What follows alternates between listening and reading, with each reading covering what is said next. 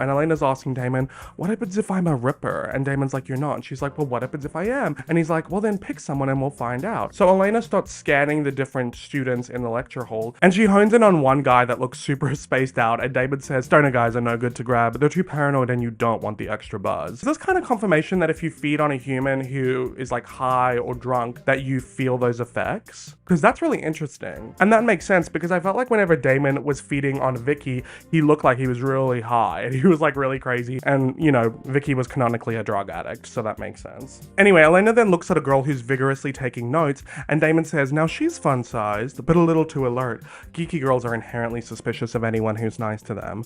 Kind of rude. He then points out this girl on her phone and says, what you want is the little blonde. Pretty girl, self-absorbed, easily flattered. You just have to separate her from the pack and make your move. Which is very interesting because this is basically what Damon did to Caroline in the first season. Caroline in the first season, before she was a vampire and had her evolution, you could describe as a pretty little blonde girl who was self-absorbed and easily flattered. And he separated her from her group, like he compelled her, like he manipulated her. So very interesting that this is Damon's tactic and explains why he did what he did to Miss Caroline, but he was mistaken on that one. She was the wrong girl. Okay, anyway. Back at Whitmore College in the quad, Damon and Elena are walking behind that blonde girl from Professor Shane's lecture, and Damon whispers to Elena, she's young and healthy. She'll heal up like a charm. Just keep your eye on the ball. It's not a game, Damon. So Elena goes and catches up to the girl and is like, you're in my anthro class, right? And the girl's like, I guess. And Elena's like, I totally spaced and forgot to get the reading list. So the girl checks her phone for the reading list, and Elena grabs her wrist and starts compelling her, saying, this isn't gonna hurt, don't scream. But she then sees a picture with a little girl on the girl's phone, and she's like, who's that?